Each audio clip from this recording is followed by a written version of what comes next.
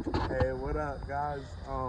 So I forgot to let y'all keep y'all posted, but we passed the test. 40. I got 44 out of 50, which means I got my permit, and I know I'm 16 and a half. I was supposed to take when I was 15, but let's just say I might have failed a few times. And when I mean by few, it was quite a bit, but hey, we gonna keep it chill. So we just got our permit. I went to today's practice. Everybody was glad to see me for the most part. Tomorrow, what in the world? Tomorrow we gonna go down to the softball game, and because my stepdad plays softball, it's the playoffs. Whoever wins goes to the World Series. I think this year's in Vegas.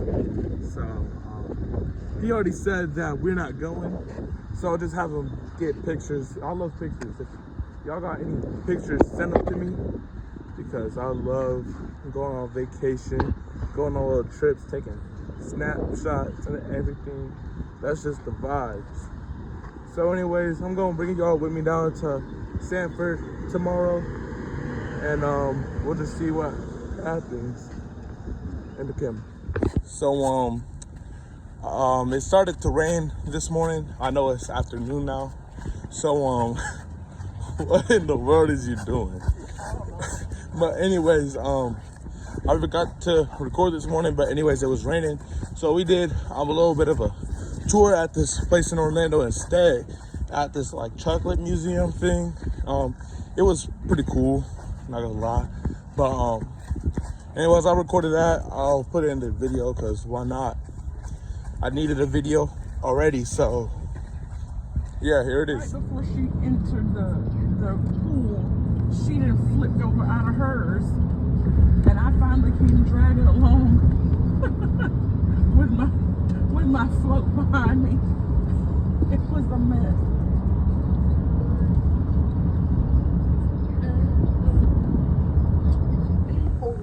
Hey, y'all mess with the new whip. We finna go take a ride in it today after this museum tour. But the reason that even the Swiss ones, the Belgian ones, the Kinder, the Italian ones, look, they're in German because the factory was in Austria. We have all the real antique equipment. Here, let me just stash these golden tickets. I'll be right back in just a second.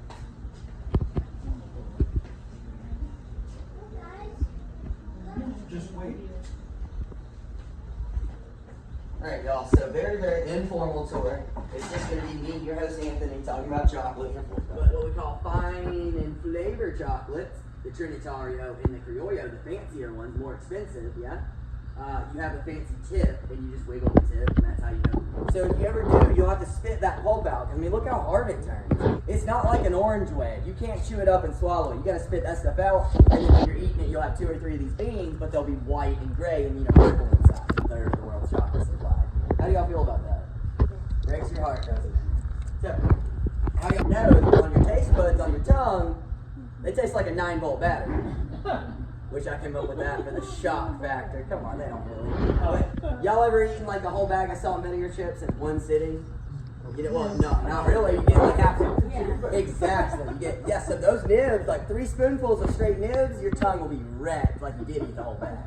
It turns it from like a Hershey's flavor to like a Cadbury type, real soft flavor, because it really goes to town on all of everything that's in there, including the acid, but also all your flavor notes. So take the nibs though. Let's go back to the nibs. Pour them on like a grinding stone, mortar and pestle, 1800s grinding like this one. Doesn't matter how you grind them up, but once they're ground up, their melting point being 105, you'll have a lot easier time grabbing a handful of these and rubbing it between your hands long enough. Body temp 98.6, heat, friction should get you to where you need to be melting it into a big ball of chocolate. We call that cocoa paste or baker's chocolate. Might not be into eating it, so it makes great sculptures. We have, on the other side of this wall, about $260,000 worth of commissioned artwork. That room on the other side of here is more expensive than the whole rest of the museum combined, because we had to pay to commission each sculpture and have 2 artists spend 2 years of their lives carving them all with giant blocks. Drop it for like 20 minutes, and then shake it off and pour Montezuma, that 45th glass of the day. Yep. So eventually, though, Europeans caught on to chocolate, right? And then they didn't like the sticks. Oh, hey, I'm gonna use one of these to make y'all's hot cocoa at the end of the tour. But I just press a button on the top and it spins. So Europeans, though, they hated the sticks. They would use the pouring method. Pour it between pitchers. Set a pitcher on the ground, pour it really high up. And then the hydraulic press came out in the 1820s. 1828, the Netherlands. And if you're from the Netherlands and your name is Van Houten, what is your nationality? What do we call people from the Netherlands? And it's to squeeze the fat out of chocolate. How cool is that? Wasn't the first one invented or used, but 200 or 300 psi on some cocoa paste, all the liquids that come out. You want to know why we have to froth it for so long? Why it separates back out and Montezuma didn't drink it quick enough? This right here. 60% of your chocolate, 60% of every bean, nib, and chunk of paste is the butter up a little bit. Because that's not regular cocoa butter. That's the one you cook with. That's food grade cocoa butter. Had a baby with like some extra sharp cheddar cheese. So you know how intense extra sharp cheddar is? How it's like a saw blade back here? That's why you pay the big bucks for the Criollo. It's probably 40 times more expensive, for those beans than it is for regular chocolate. But the one we hybridized 500 years ago to try to save the Criollo from the mold problems, this one, it's like the Hershey's bar one had a baby with a funnel cake. So they call it confectionery chocolate, okay? Confectionery chocolate, who has 150 flavor notes, lots of natural sugars, real fudgy right out of the roasted bean. So this one's real sour and fermenty. This one's just regular chocolate. But this is like 80-90% of what we sell in this building is the Trinitario. Lindt, Ghirardelli, Godiva, Milka Dove, Cadbury. So come on, so that's Cadbury and Lindt, that's Hershey's and Nestle. But the Criollo, that's just little bitty companies doing small, craft chocolate batches, usually by hand. The one we sell out front came from New York, and I think it's like $13 a bar, but it is like, it'll melt your freaking cheeks off if you're not a dark chocolate person. And even if you are a dark chocolate person, it still hurts, but you're into that. So at least the person in your group that brought you here today, right? I mean, are y'all dark chocolate people yet? I like dark chocolate. If you're not, half the samples today are dark chocolate. But the trick, even with white chocolates, right? Because y'all know white chocolate, it's just cocoa butter that we bleached and reflavored with vanilla. So 5 flavor note antioxidants that literally just don't exist in any other food on the planet. I mean, did y'all know all 3 of these types of chocolate, all the chocolate of the world, the reason dogs can't have it is because it has something in it that doesn't exist in anything else in the world. It's called theobromine. Theobromine is just for us caffeine's weaker cousin. But for dogs, because it's a heart stimulant and everything else, it'll have their heart pumping so fast that they'll overdose on it. Really. We see the saucer appear during this era. You hold it under your glass of chocolate to catch all your drippage because of how bad you're shaking. But remember, the reason you're shaking is only a little bit of caffeine and a whole lot of theobromine. Difficult it is to gatekeep the secret of chocolate for that many years. Are y'all familiar with the Habsburg royal family? Anyone know the Habsburgs, sir? Well, that's who's running Spain at the time. That's their family circle if you want to take a look at it. I'm sorry, I meant family tree. I'm just kidding, y'all. I'm from Alabama, so I can make that joke. So, but you do see a deformity popping up as a result of, what happens for 80 years, right? When you can't bring in royal people from other countries, I know it's ugly, but the Habsburg lib exists because the Spanish wanted to hide chocolate. I did read about that not long ago. Well, how about this? You watch an episode of Family Guy? Anybody ever watch Family Guy? Yes. You know how they represent people who are old money with that big old bottom jaw that barely works? Well, that's it right there when it first ever appeared in history, and now it's a pop culture icon. The Habsburg lib as a pop. Y'all didn't think I was going to outdo Montezuma's Revenge, did y'all? And here you are with an uglier one. But look, the Habsburg lib, that's it right there. You want to know who spilled the beans and gave the world chocolate eventually? Spanish princess. See that golden set of cups? That's an almost identical replica. I love that because it's their favorite Turkish set. At 10 years old, Anne was known to drink about 80 cups a day of that set of chocolate with sugar in it too. So, I think number 2 would be Cleopatra. All right, welcome into the Industrial Revolution. Or if you're a true nerd, it's the second Industrial Revolution, right? Late 1800s, early 1900s. All right, nibs, crushed and flattened and smeared. This whole thing, all these cold stone rollers are going to be scraped off, and that's just a thin layer of cocoa paste that formed as all the nibs are crushed between the rollers. This thing's so old, these rollers were powered by a water wheel. That's what attached to here. Predates electricity, 1895, granite roller mill from Austria. This is a panning machine. We call them tumblers. In German, Kaiser called it a Draghi-Kessel. I like the Draghi-Kessel. Now, you pour in your molten chocolate, you pour in your peanuts or whatever, you spin it, spin it, spin it, spin it, your peanuts tumble around the chocolate and get coated, right? Scoop the peanuts out, please, dangle it over an open fire, and every 5 or 10 minutes, someone gives it a few rotisserie-style turns, okay? But doesn't it look just like a dryer inside? Because like a dryer, it's all about that tumbling. But hey, look what copper rusts. Isn't copper just gorgeous when it rusts like this? Just like the Statue of Liberty. I'd love to have seen one of the pictures of the Statue of Liberty back when she was this shade of brown. So, sugar maize, like Lindt and Ghirardelli and Godiva, trying to make it have a good clean snap, nice shine. Every batch will seriously be cooling for 3 full days. But not really cooling because you go to 115, everything's molten. You got 6 types of crystals that as you cool it to about 82 Fahrenheit, all 6 types of crystals will form. Scoop some out. This is kind of where you dial in how much the humidity is going to make you fluctuate up or down. Because guess what? As all 6 types of crystals can form, you want to go back the other way. And you'll remember doing this. Once you get to about 87 Fahrenheit, all 6 types of crystals? No. We're only turning solid as the beta 5 crystals. The 5 types that are like dirt and sand. Y'all ever had a Palmer brand Easter bunny from Walmart? You know how gritty they are? All chocolate would be that gritty if you just put it out in the molds and let it turn solid. Like a golden coin or something, right? I told y'all, when we commissioned these, we paid about $5,000 a sculpture. And then probably another $5,000 for shipping from Austria to here.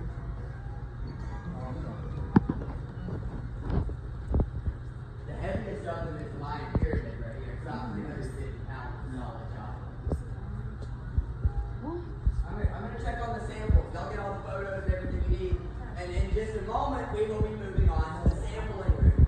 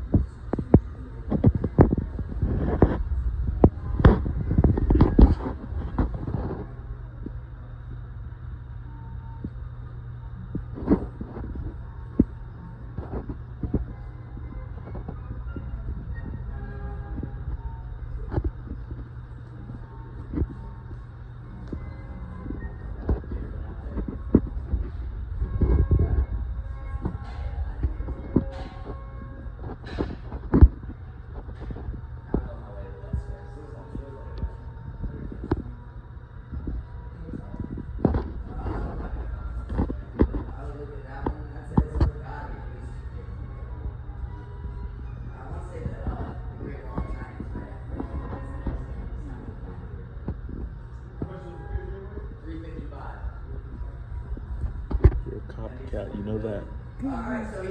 There's a bunch of chocolate. Yeah, you wasn't recording until I was recording. That's the thing.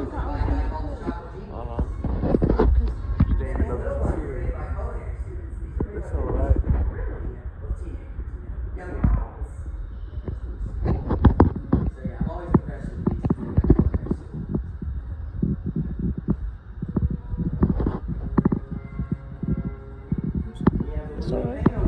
Do 100% cocoa butter repaint them, but these would probably be 70% cocoa butter, 20% chocolate, 10% gold apple paint. But it's all just spray coat. Put mine in glass right there, we're all just spray bonbons that we make. So it's the same paint, so these are bonbons. Well, you gotta think, Baker's chocolate is $5. Even when the cocoa butter will melt on the surface of all of them, it's like clear, right? With the time you Italian one, that's a real thick layer of cocoa butter. Not only 20%, so you get 65 to 75 in here, we're golden. Really, the problem isn't the melting or the no little insects. Nothing blocks Vegas chocolate with the acid level, the 9-volt battery flavor. And the one thing that happens is they rust. They literally oxidize the oxygen in the air. It's the cocoa butter. Like on that one, it's spots of dust, dust them all off, and strip it. Give them that new clear coat.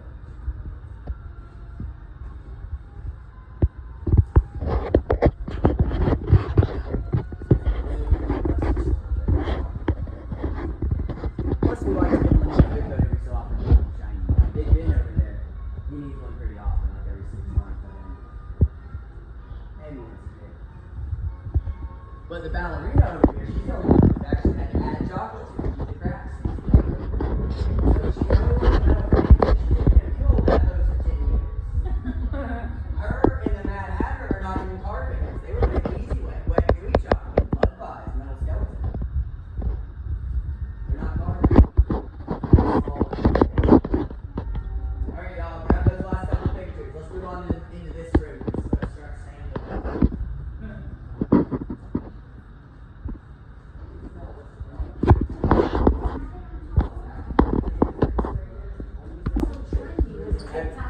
Well, you have to try one to find out. So I can tell you what, I've had every it's okay if you started somewhere else. Let's try to eat the matcha white chocolate first.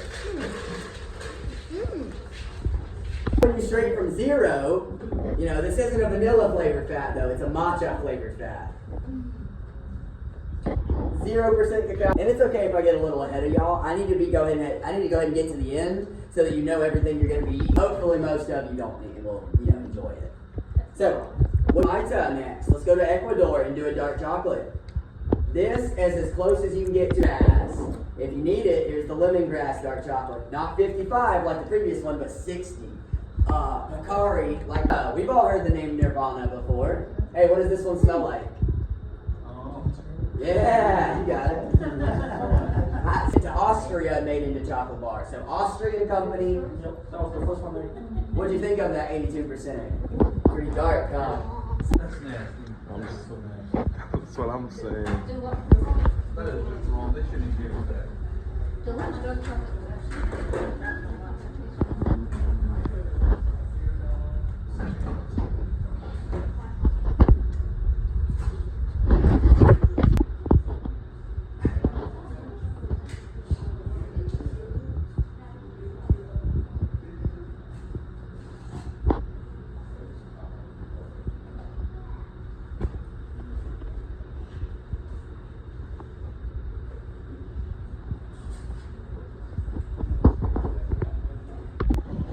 So,